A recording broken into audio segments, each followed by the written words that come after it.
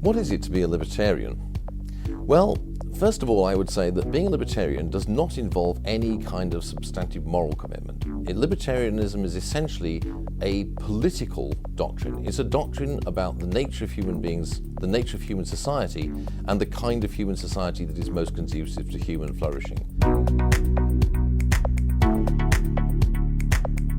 Libertarians believe that the most important thing in life is human flourishing, human well-being, human happiness, if you will.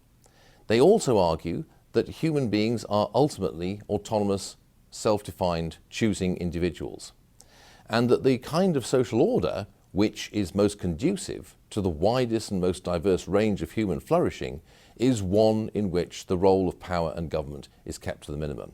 Now, this does not mean, however, that they need to support a particular moral code or anything like that. It's perfectly possible for someone who is a traditional Christian, someone who is a complete atheist, to both be libertarian in the way that I've just described. What does this mean for certain particular policy issues? Are there any kind of specific major questions of politics that really you have to take a certain position on if you're to be a consistent libertarian? There are a few, certainly.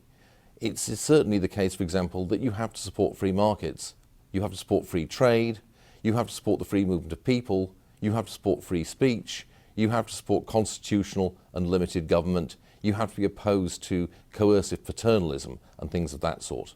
However, there are a number of policy positions where it's not clear what exactly you have to believe if you're to be a consistent and principled libertarian. In foreign policy, for example, many libertarians think that the consistent position is to be a non-interventionist, but in fact I think it's perfectly possible to be a libertarian and to advocate a more interventionist foreign policy. That's not my own view, but I don't think that those who have it are ipso facto not libertarians.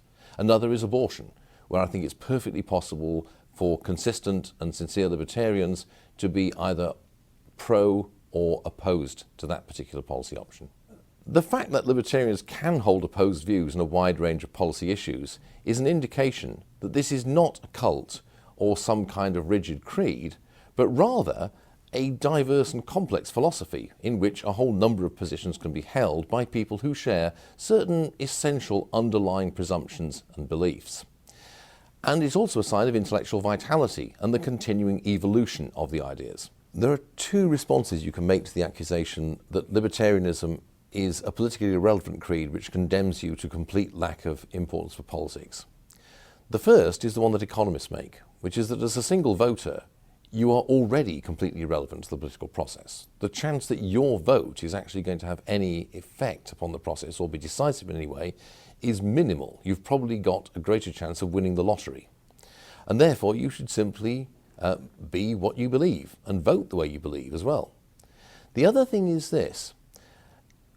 Political positions or sets of beliefs that are marginalized or held by only a small number of people in given times are not condemned to remain that way.